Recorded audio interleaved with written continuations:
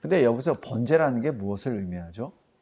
번제는 우리 죄를 온전히 받아서 그 모든 전체가 불에 태워져서 하나님께 드려지는 예배입니다. 그러니까 이 황소를 잡든 양을 잡든 그래서 잡아서 태우는데 모든 걸 다 태워요. 다 하나님께 드립니다. 다른 제물은 뭐 도중에 뭐 이렇게 구분이 좀 있지만은 이 번제는 온전히 태워서 드립니다. 그 얘기는 뭐죠? 집안에서 은밀하게 할 수 없는 예배입니다. 그죠? 집안에서 어떻게 뭘 태워요? 태우려면 제단 위에서 태워야 되는데 그게 뭐 태워주는 게 뭐 1, 20분 만에 끝납니까? 소 한 마리가 타는데 뭐 1시간 만에 다 타나요? 시간이 걸려요. 다 눈에 보입니다. 누구든지 다 볼 수 있어요. 또 제단이라는 것이 무슨 웅덩이 파서 제단 쌓나요? 아니잖아요. 지상에다가 이렇게 제단을 이렇게 높이 쌓고 거기다가 태우잖아요. 그러면은 주변의 사람들 다 봅니다. 지금 이러한 번제를 드리는 예배를 유대인들이 바벨론에서 했을까요? 안 했을까요? 할 수가 없죠. 거기서 어떻게 그런 예배 행위를 합니까? 거기는 이방 땅이고 우상의 나라인데 못해요. 그러니까 이 바벨론에서 귀환한 이 이스라엘 백성들은 조상들로부터 들은 말, 하나님의 기록된 말씀을 통하여 번제를 어떻게 드리는지 그렇게 간접적으로 알았지 실제 자기가 번제를 드리지는 못했을 겁니다. 혹시 거기 이제 나이 드신 분들, 그러니까 뭐 80 넘었든지 뭐 90세 되신 분들은 자기가 어렸을 때 봤겠죠. 그런 사람들은 남아 있겠죠. 그러니까 대부분은 번제를 실제로 드리지 못했습니다. 여기서 이들의 신앙을 봅니다. 첫 번째는 귀화한 유대인들이 가장 먼저 도착해서 한 것은 예배입니다. 예배인데 어떤 예배? 공적 예배입니다. 어떤 예배? 주변에 있는 모든 사람들이 다 알도록 하나님께 예배드립니다. 왜? 그것이 하나님의 사람 모세 율법에 기록되어 있기 때문에. 아브라함이 갈 바를 알지 못하고 하나님이 인도하시는 대로 가죠. 그때 아브라함이 했던 게 뭐죠? 도착해서 우물을 파고 물이 나오면 거기서 하나님께 제단을 쌓고 번제를 드립니다. 그것이 아브라함의 인생의 굉장히 멋진 한 모습이었습니다. 이삭도 마찬가지 아버지를 본받아서 그렇게 드렸죠. 야곱도 마찬가지. 성도 여러분, 그래서 여기 에스라 3장에 귀환한 유다 백성들이 제일 먼저 한 것, 하나님께 공적 예배를 드린 것이죠. 그런데 그 예배 드릴 때 3절 잘 보세요. 그 유다 백성들 무리가 모든 나라 백성을 두려워하였다라고 기록합니다. 왜 두려워하죠? 70년 전에 끌려갔을 때 그때 자기 땅이었어요. 예루살렘 땅이었고 자기 고향 땅이었습니다. 근데 70년이 비었으면 그 땅은 누가 차지했죠? 다른 나라 사람들이 왔잖아요. 이방 사람들도 오고 과거에 예루살렘에 가난한 자들이 바벨론 사람이 다 죽었거든. 그러니까 70년 동안 거기서 살았어요. 그럼 그 누구 땅이에요? 산 사람 땅이잖아. 그러니 거기서 내려가서 살겠다고 하면은 무엇이 있겠습니까? 당연히 갈등이 있겠죠. 물론 고레스 왕에 의해서 서로 도우라 이런 말을 했지만 현실적으로 그게 됩니까? 현실적으로 갑자기 내가 살고 있는데 자기가 70년 전에 우리 땅이라고 오면 그거 주겠습니까? 그죠? 그러니까 그런 갈등이 있습니다. 지금 저 현재 이 중동 지역에 그 이스라엘과 그 중동 나라의 그 갈등도 마찬가지예요. 연수로 따져서 이건 누구 나라, 누구 땅이냐는 얘기죠. 그러면 이 사람은 자기네 땅이고 저 사람은 자기네 땅이라고. 그건 사실 누가 어떻게 교통정리할 수가 없어요. 그래서 여기 3장 3절에 유다 백성 그 무리가 모든 주변의 백성들을 두려워했다. 근데 두려워했을 때 우리는 두려움을 느낄 때 어떻게 하죠? 우리는 단합해서 싸울 준비를 하고 아니면 법적인 소송을 준비하고 우리가 이 땅은 우리 거라는 것을 증거를 하고 다시 찾으려고 하는 그런 노력을 했겠죠. 세상의 방법이라면. 그러나 여기서는 어떻게 하죠? 3절에 제단을 그 터에 세우고 그 위에서 아침 저녁으로 여호와께 번제를 드리며. 지금 유다 백성들은 다른 소송을 준비하거나 아니면 혹시 모를 침략에 대비해서 군대를 소집하거나 그런 것이 아니라 그냥 하나님의 말씀 그대로 예배를 계속 드립니다. 어떻게? 아침 저녁으로. 이게 안식일에만 예배를 드리는 게 아니라 아침 저녁으로, 그것도 어떻게? 번제로 드립니다. 성도 여러분, 우리 진리와 제자교회가 매일 7시 반에 예배 드리는 게 그냥 드리는 게 아니에요. 물론 시작은 지난 코로나 때가 계기가 돼서 했지만 하나님께서는 매일 드리는 것을 원하십니다. 매일 이렇게 드리는 거예요. 그래서 이 귀환한 백성들이 가장 먼저 한 게 뭐죠? 예배 회복입니다. 얼마나 예배를 드리고 싶었을까? 자기는 태어났을 때부터 바벨론 사람, 메대 사람, 바사 사람들한테 노예야. 거기서 거주하려고 해도 허락을 맡아야 돼요. 돈이 있어도 제대로 못해. 우리 에스더 봤잖아요. 에스더에서 어떻게 해요? 어느 날 하루 정해놓고 유다인들 다 죽여. 그래도 할 말이 없는 거예요. 그죠? 그런 신분이었던 겁니다. 그러다 보니까 이 유다 백성들은 자기 고향으로 돌아와서 가장 먼저 하고 싶은 것, 가장 먼저 해야 될 것, 바로 공적 예배였습니다. 그래서 4절 보세요. 기록된 규례대로 초막절을 지켰다라고 기록합니다. 그래서 7월 14일부터 이렇게 초막절을 지키게 됐죠. 7월 1일부터. 그래서 5절, 6절에 보면은 일곱째 달 초하루부터 비로소 여호와께 번제를 드렸습니다. 그런데 여호와의 성전 지대는 미처 놓지 못한지라라고 기록합니다.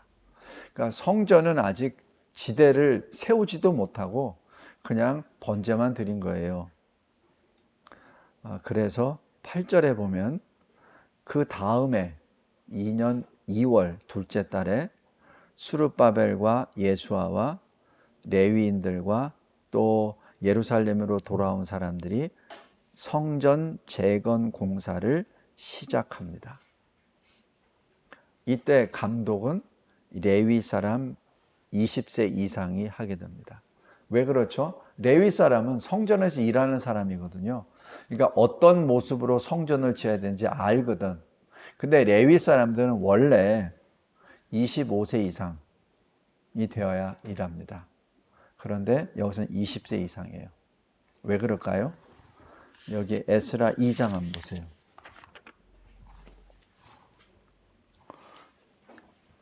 에스라 2장 40절 보십시오.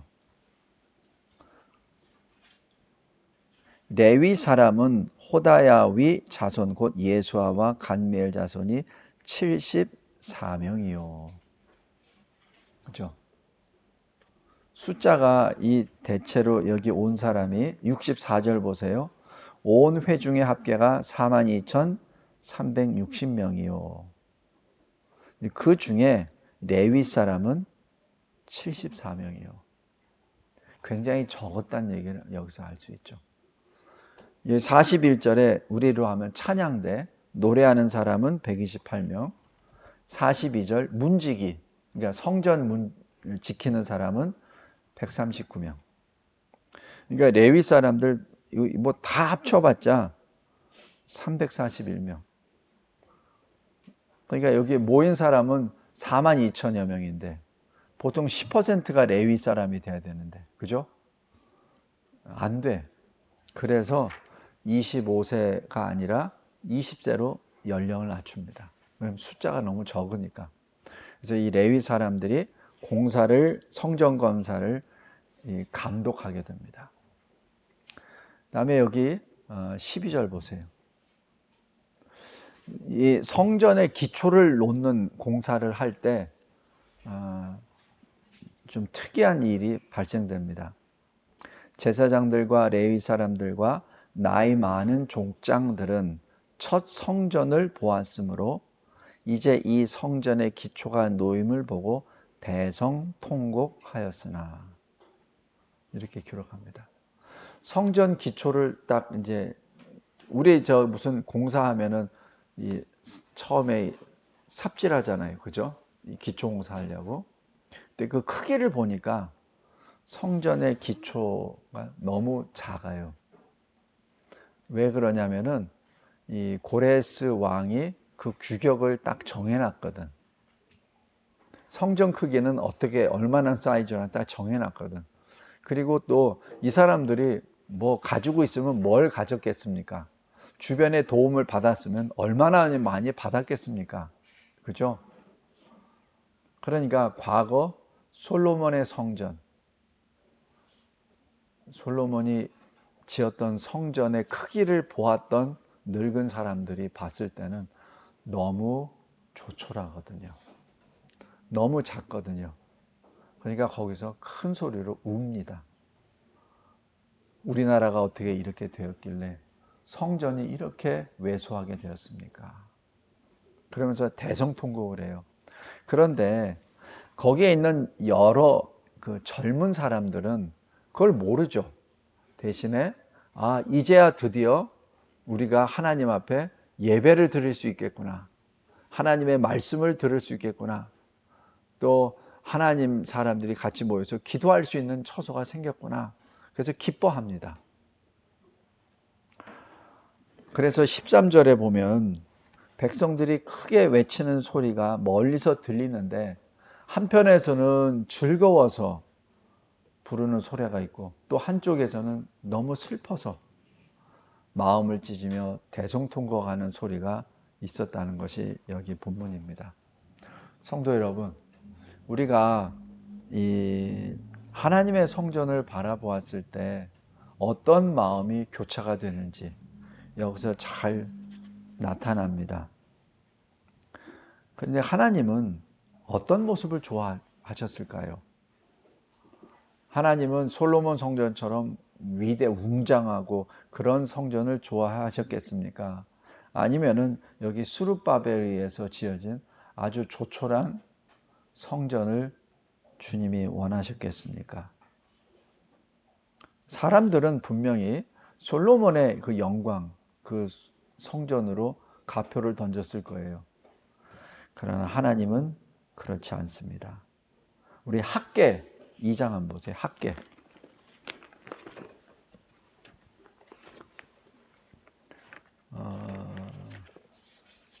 구약성경 1310페이지입니다.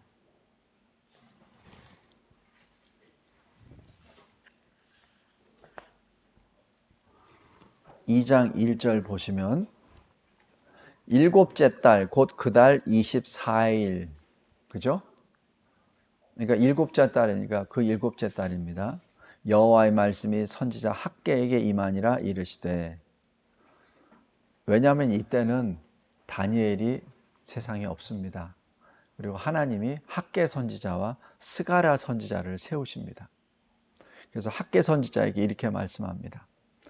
2절에 너는 스알델의 아들 유다 총독 스룹바벨과 여호사닥의 아들 대제사장 여호수아와 남은 백성에게 말하여 이르라. 너희 가운데 남아있는 자 중에서 이 성전의 이전 영광을 본 자가 누구냐? 이제 이것이 너에게 어떻게 보이느냐? 이것이 너희 눈에 보잘것없지 아니하냐? 그러나 여호와가 이르노라. 스룹바벨아, 스스로 굳세게 할지어다. 여호사닥의 아들 대제사장 여호수아야, 스스로 굳세게 할지어다. 여호와의 말이니라. 이 땅 모든 백성아, 스스로 굳세게 하여 일할지어다. 내가 너희와 함께 하노라. 만군의 여호와의 말이니라. 5절에 보세요. 너희가 애굽에서 나올 때 내가 너희와 언약한 말과 나의 영이 계속하여 너희 가운데 머물러 있나니 너희는 두려워하지 말지어다. 이 말씀이 계속해서 이어지면서 9절 보세요. 이 성전의 나중 영광이 이전 영광보다 크리라. 만군의 여호와의 말이니라. 내가 이곳에 평강을 주리라. 만군의 여호와의 말이니라.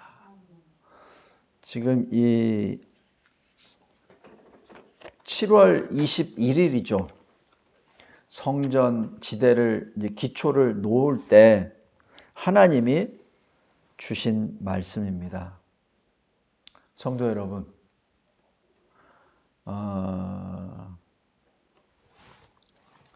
하나님이 솔로몬의 성전을 더 기뻐하셨을까? 아니면 이렇게 좀 조촐하고 허름한 이 성전을 더 기뻐하셨을까? 솔로몬 성전이 완공되고 난 다음에 하나님이 그곳에서 솔로몬에게 직접 말씀 안 주세요. 솔로몬은 거기서 기도합니다. 하나님, 이곳이 하나님이 말씀하신 이 성전이 지었습니다. 이제 하나님의 백성이 이곳에서 기도할 때 들어주시옵소서. 혹시 이 백성이 죄를 범해서 다른 나라에 끌려가서 포로가 되었을 때 이 성전을 향하여 기도하시면 저들을 다시 회복시켜 주시옵소서 하면서 길게 그 기도를 쭉 합니다.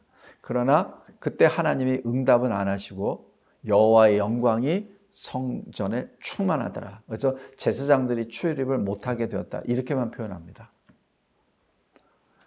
솔로몬에게 하나님께서 오셔서 말씀하실 때는 성전을 지으실 때가 말씀이 아니라 성전 7년 동안 짓고 13년 동안 왕궁을 지은 다음에 하나님 말씀이 오십니다. 그때 영광의 하나님보다는 경고의 말씀을 주세요. 네가 이를 이렇게 말씀을 지키면 내가 너를 지켜주리라. 그러나 그렇지 않으면 쫓아내리라. 왜냐하면 그 당시 솔로몬이 어떻게 했죠? 부인만 1000명이었죠. 화려한 성전이었습니다. 그러나 하나님은 경고의 말씀을 주세요. 그러나 오늘 여기 스룹바벨, 보통 스룹바벨 성전이라고 합니다. 이 바벨론에서 귀환한 백성들이 지은 이 성전 앞에서는 학개 선지자를 통하여 하나님이 말씀하십니다. 굳세게 일어서라. 굳세게 일어서라. 내가 너와 함께하리라. 성도 여러분, 하나님의 입장에서는 어떤 성전을 더 기뻐하시겠습니까? 하나님은 사람처럼 외모를 보시지 않고 그 중심을 보십니다. 하나님은 하나님의 성전의 그 사이즈나 그 웅장함이나 이 재료의 그 존귀함, 그걸 따지는 것이 아니라 그것을 짓기 위해서 모인 하나님의 사람들의 마음을 받으시죠. 마치 아벨과 아벨의 제물은 받으시되 가인과 가인의 예물은 안 받으시죠. 여기서 말씀 잘 보세요. 아벨과 아벨의 제물입니다. 순서가 아벨을 먼저 받아요. 다시 얘기해서 아벨의 마음을 먼저 받으시고 아벨의 제물을 받으십니다. 그것이 하나님이 예배를 받으시는 순서입니다. 가인과 가인의 제물은 안 받으세요. 왜냐하면 가인의 마음이 하나님을 향하지 않기 때문에. 외견상 보면은 어찌 보면 가인의 제물이 더 낫죠. 가인은 양을 드리고 아벨은 곡물을 드렸으니까. 그러나 하나님은 중심을 보십니다. 여기 스룹바벨 성전, 비록 눈에는 작아 보이고 빈천해 보이지만 하나님은 그것을 기쁘게 받으십니다. 성도 여러분, 여기 설교야 맨 마지막 결론 부분을 보시기 바랍니다. 하나님은 자기 백성을 사랑하시되 끝까지 사랑하십니다.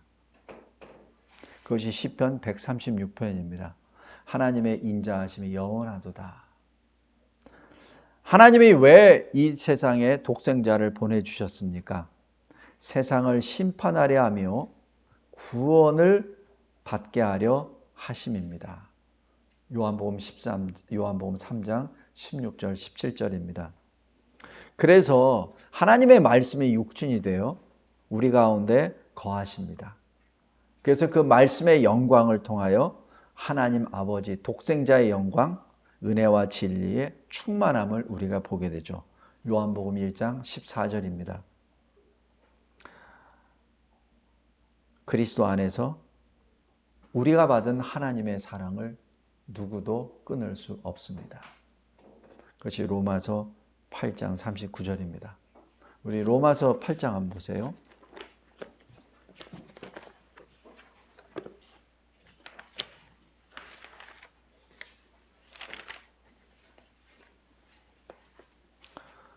로마서 8장 37절 보십시오. 그러나 이 모든 일에 우리를 사랑하시는 이로 말미암아 우리가 넉넉히 이기느니라. 그래서 우리를 사랑하시는 이가 누구죠? 주님이십니다. 그리고 하나님 아버지시죠. 38절 내가 확신하노니 사망이나 생명이나 천사들이나 권세자들이나 현재일이나 장래일이나 능력이나 높음이나 기쁨이나 다른 어떤 피조물이라도 우리를 우리 주 그리스도 예수 안에 있는 하나님의 사랑에서 끊을 수 없으리라. 하나님이 우리에게 주시는 그 사랑입니다. 오늘 에스라 3장을 통해서 하나님께서 얼마나 사랑하시는지 보게 해주십니다. 하나님은 하나님이 사랑하시는 그 자기 백성을 70년 포로로 허락하시죠. 그 포로 70년 동안 그 타지에서 하나님께 예배를 드린다는 것이 얼마나 소중한 것을 깨닫게 하여 주시죠. 그러니까 여기 귀환하자마자 번제로 공적 예배를 드리죠. 전에는 우리 에스겔서나 예레미야서에 보면은 이사야서에 보면은 가짜 예배 드려요. 몸뚱이는 성전에 와 있어. 근데 마음은 딴 데 가 있어요. 몸뚱이는 성전 안에 들어가 있어. 근데 마음은 늘 우상을 향해. 그러나 여기서는 성전도 없어. 성전 지대도 없어. 그런데 하나님 앞에 온 마음을 다하여 예배드리는 그 모습. 그리고 그 다음에 성전을 지으려고 첫삽을 띄우며 하나님 앞에 예배드리는 모습이 여기 기록됩니다. 하나님은 자기 백성을 사랑하시되 끝까지 사랑하셔서 70년 포로 시간 중에 하나님의 백성으로 새롭게 일어날 수 있도록 기회를 주시고 그리고 주의 교회를 성전을 짓도록 허락하십니다. 이분이 우리 하나님이십니다. 성도 여러분, 우리가 주일날 이곳에 와서 예배 드리는 것이 그냥 드리는 거 아니에요.